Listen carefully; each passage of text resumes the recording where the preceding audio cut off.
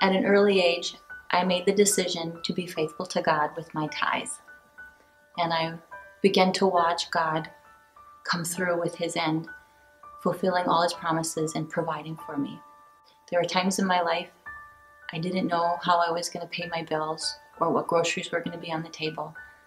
But I kept true to my promise to the Lord with my tithes, and God always provided at the right time. There's a couple examples in my life I'd like to share, testimonies where God really made a difference in my life. One of them was shortly after my divorce to a previous marriage. My ex-husband had filed bankruptcy 2 days after our house sold, which was a testimony in itself. He had just run away from everything, run away from the Lord, didn't want to be near anyone, and so we had a hard time getting the house sold since he wouldn't cooperate. So my realtor and my attorney stepped up and worked with the buyers and me, and we made it happen. And it got done just before, so I didn't have bankruptcy on my name. And the second mortgage, my half was paid for, all cleared. And then when I contacted the attorney, he never charged me a penny for any of that. So God is faithful. He knows our needs and he is faithful. So I had decided to go live with my parents to get this debt that I had from my marriage paid off.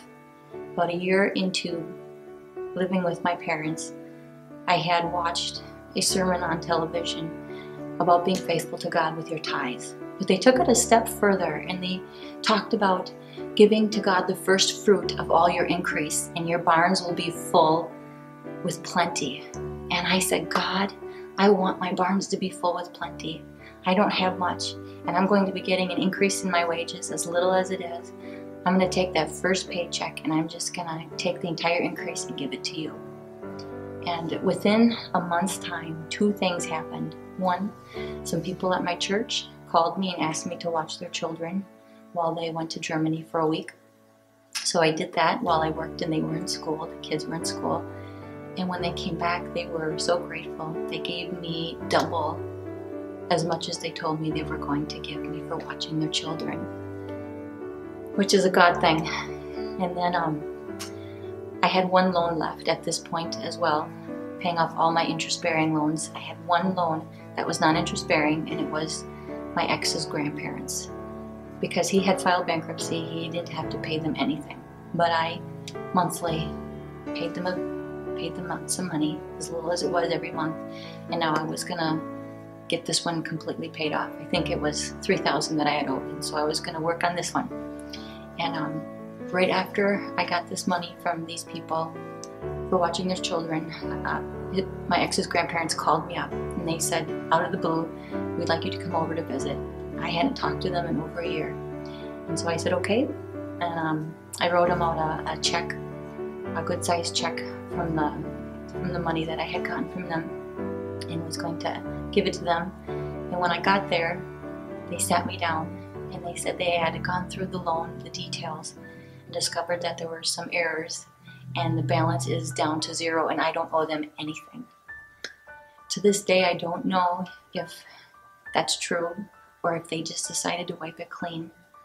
I don't know what it was, but it was God. It was all God. God provides. He provides when you're faithful to him. You can't outgive him. You can never outgive God.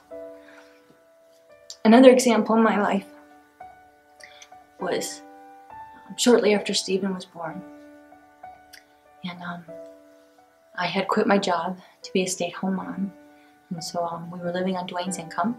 And we had a little extra money saved up for emergencies. And Dwayne's Jeep was getting old. And so we had talked about getting a new vehicle. And I just sensed the Lord speaking to me saying, store it up. Store it up. And I told Dwayne, we can't do it right now. I just know we have to store this money up. And that happened a few times over the spring and into the summer. And then August came around and Dwayne lost his job. And of course he was devastated. But we knew that God had told us to hold this money and he was going to provide during this time that Dwayne didn't have work. And another testimony, thank you to God. Well, during this time, Dwayne was looking for a job. I had watched a sermon on TV by Joel Osteen, and he was talking about how God is able to do exceedingly and abundantly above all we can ask or imagine. And he used a story about a man who was applying for a job that he was not qualified for. And he had prayed that God could do anything, could do exceedingly abundantly above all he could imagine. And he got this job, and it was a 40% increase in his wages. And I remember saying to God, God, I know you can do this. And I remember saying, I can imagine Dwayne getting this job that he applied for, that he would work from home and we don't have to move our family. And I can imagine the wages being far greater than the ones from his previous job. And I can imagine you restoring Dwayne the bitterness and anger that he had from this job. I can imagine this, Lord. And as I was praying this, I said, pray God's will, your will. And as I was praying this, I knew in my heart that God was telling me that all these things I can imagine, he was going to do. And so I just waited, and Dwayne applied for many jobs, didn't get any job, had a lot of interviews. And then he got a number of interviews for a job in Milwaukee. And he had a 5th interview there. And they told him, finally they said, we're gonna give you a call. We'll let you know either way. You wanna think about it, and we'll let you know either way. At this time, Dwayne got the offer from the job where he would get to work from home. And praise be to God, it was exactly what God had said.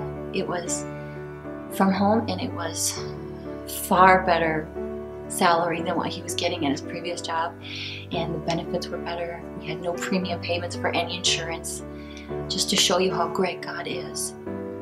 But the story doesn't end there. Dwayne wanted to wait to see what would happen with Milwaukee, with this job that was stable. And so he wanted to wait. We had about a week and a half, 2 weeks to give the answer to his decision. And I remember during this time, God telling me that he's not going to get the offer from this other job until he accepts this offer to work at home. And I told Dwayne that he wanted to stay and wait. He wanted to wait it out. And I had told him again. And finally, at the very end, on a Wednesday night, we had talked about it, and he felt peace, and he accepted this job that we knew was from God. The following Thursday morning, Dwayne got the offer from the job in Milwaukee for the exact same wage. And we knew confirmation from the Lord. Not only does he provide more than what we can imagine, but he reminds us that we are exactly where we need to be. We just need to be still and listen, and he's there, and he will always provide. I am transformed.